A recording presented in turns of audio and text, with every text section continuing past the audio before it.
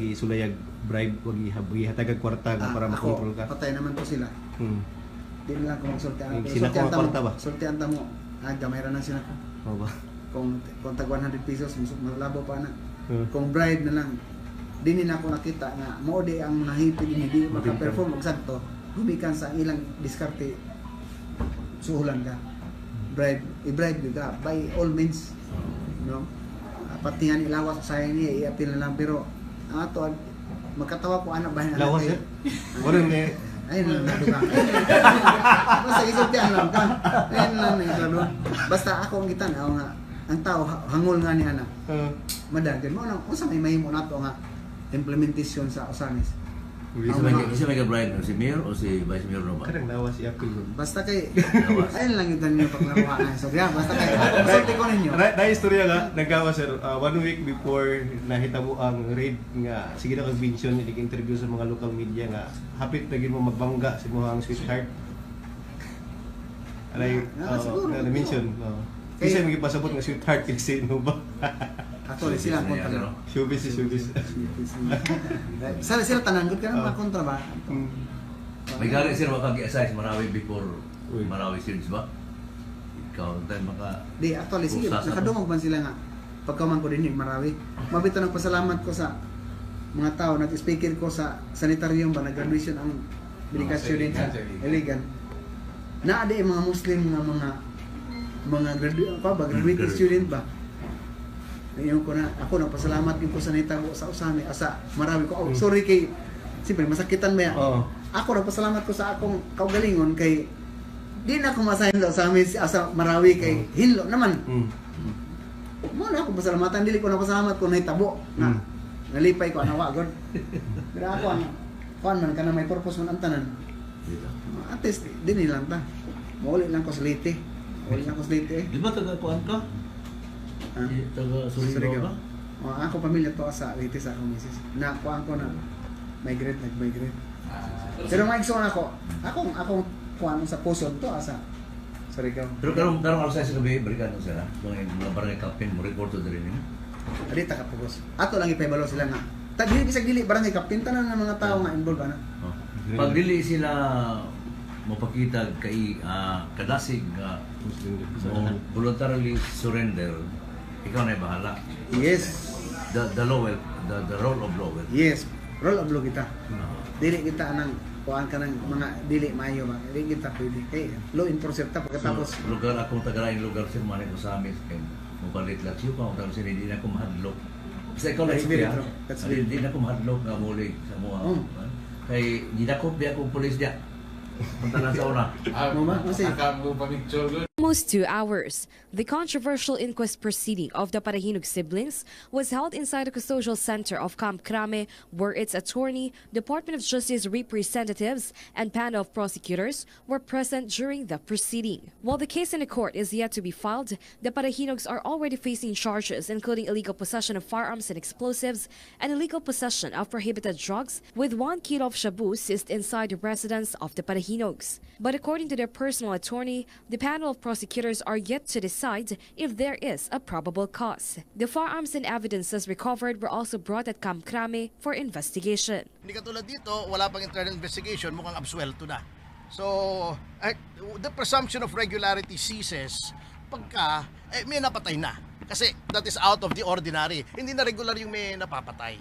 Meanwhile, Parahinog Camp is determined to file a case against the Philippine National Police upon its violation of the Article 125 of the Revised Penal Code or the reglementary period. According to the attorney, it is unlawful that after 36 hours of arrest, his clients without inquest proceedings were still detained by the PNP. Kinukonsidera po namin ng seryoso ang paghahain ng reklamo para sa paglabag ng Artikulo 125 ng Revised Penal Code. Dahil lumampas po ng 36 hours, yun pong pagka-detine ng aming mga kliyente na wala pong inquest at wala pong pinafile na mga charges. The daughter and the Osamis Vice Mayor Nova Princess Parahinog and his brother Reynaldo Parahinog Jr. are still detained at PNP Custodial Center, while the PNP is also now investigating their possible connections to a bigger network of drug lords in the Philippines. It can be recalled that it was early Sunday morning when CIDG Region 10 launched its operation to the house of Parahinogs, where Mayor Parahinog, its wife Susan, and 13 others were killed in the legitimate police operation. The attorney also denied that the white substance held by the vice mayor during the operation was a pack of illegal drugs. This is the drug industry of the Philippines. Now, anybody who just would want to take over and solve the problem, I can place you in a special commission. Do it for us. Kasi ako, even if Congress would give me about Carta Blanca to kill all of them, I would run out of bullets and I would not have the opportunity to do it all. Kung sino yung wise na kardinal, na bishop, na pare, o human rights, puro listahan yan. Karamihan dito, barangay captains, police, mayors, generals, itong luot na itong putang inan to, general ng police, ganun ginawa niya sa bayan niya. I had a statement of assets and liabilities and he had 100 million because he was hard worker sa negosyo. 100 million? Hindi kita ina-insult. I'm not trying to belittle. Maybe you belong to a wealthy family. But 100 million? Kaya binigyan ko si Coco Pimentel, the Senate President, and the Speaker, at binigyan ko ang military, sabihin ko, try to sort out a solution to this problem. Kaya ito, that's 6,000. And they are spread all throughout the country, including dito. May mga drug lord dito, panahon lang yan. Panahon lang. Pangdagdag sa greenery sa mga memorials nga dito.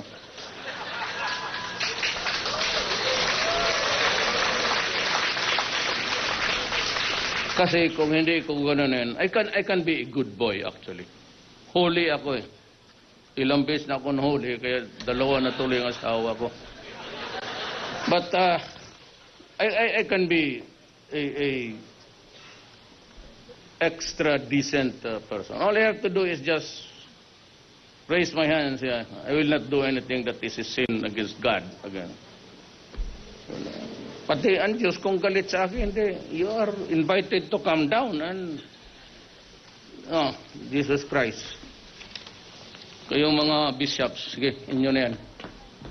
Try to just invoking hindi ko maintindihan talaga ang simbahan. Alam nila. Alam ng mga parish priest gaano kalala. And yet, they say that extrajudicial killing. Lahat ng durog, alam mo naman, kayo dito alam niya, pagka ang tao bangag, lumalaban talaga yan. Itong mga, kaya dapat yung ibang pare magsyabo para maintindihan nila. I recommend 1 or 2 of the bishops. And sa kanila, walang syabo, pero asawa meron. Pareho ang kami. Ako pati ang yung mga pare namin sa Davao, pareho. Tagdalawa 3 asawa. Sus. Huwag na tayong all the hypocrisy of pretenders.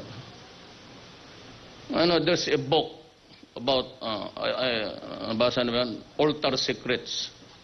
It was written by the writer o yung narrator ng CBCP noon. You read the book. you will find all the sleazy. Meron yan. So, hindi lang, they're trying to suppress. Pati may isang film ngayon na about the homosexuality of pinipigilan nila. Oh, bakit mapigilan? When you expose the frailties of your faithful, you are free to shout in the pulpit. But kung kayo exempted, anong klase yan? Lahat tayo. Ito yung mga Pilipino, you know, from a long haul from Laos, we arrive in Davao, only to be asked, have you resolved to stop cursing, saying epithets? Galing akong Laos, yan ang itanong mo sa akin. Nga sinabi ko, sanay ako, you ask a stupid question, I'll give you a stupid answer. Diba, we look at the window, saw in the darkness God, and He whispered to me, stop cursing. Alam mo, kinabukasan, editorial ako raw kulungog. Kasi nagpi-fentanyl, yung painkiller, dito yung lidocaine. Ang C4 ko pati C7, kaya ako magtingin ng babae, kung hindi naman talaga maganda, hindi ko na lang tinitignan. Hindi ko maganon to eh. Pero kung medyo talagang, in the peripheral, makita mo man, you meet a little bit of sacrifice, ganon.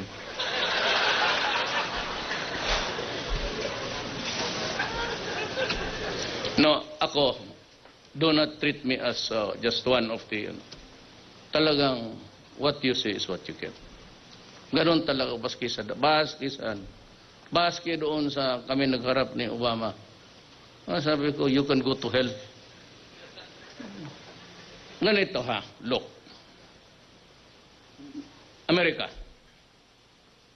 Panahon ni Obama, with all the wisdom and the pretensions of honoring great principles of humanity, even suggesting that I should be prosecuted in the International Criminal Court.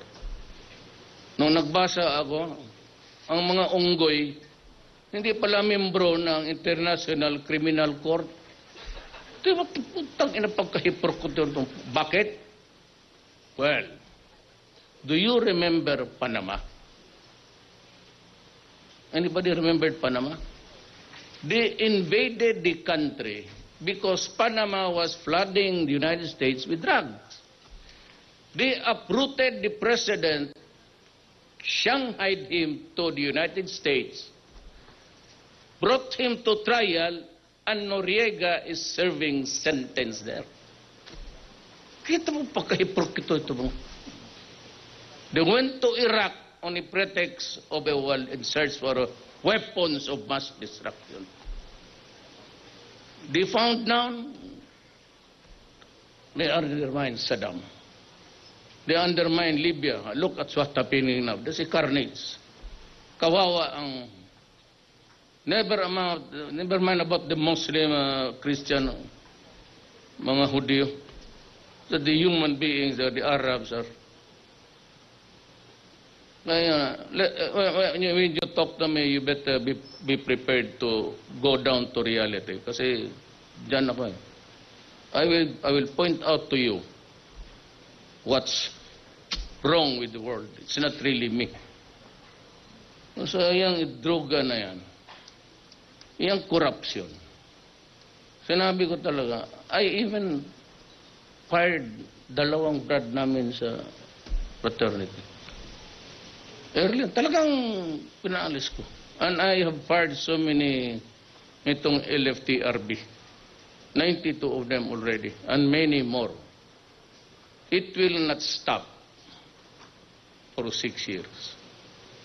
Drug problem, the killing, it will not stop, believe me, until the last poster is out of the streets. Pati yung drug lord. Wala akong choice. I cannot operate. Kung ganito lang, nakita naman ninyo. You build a case. How can you build a case isa-isa? You ask your fiscal, kami. You gets arrested, gets a lawyer, delays the investigation. The case is finally filed after 6 months to 1 year. Then, first day in court, he asks for a postponement, another postponement. How can I prosecute 6,000?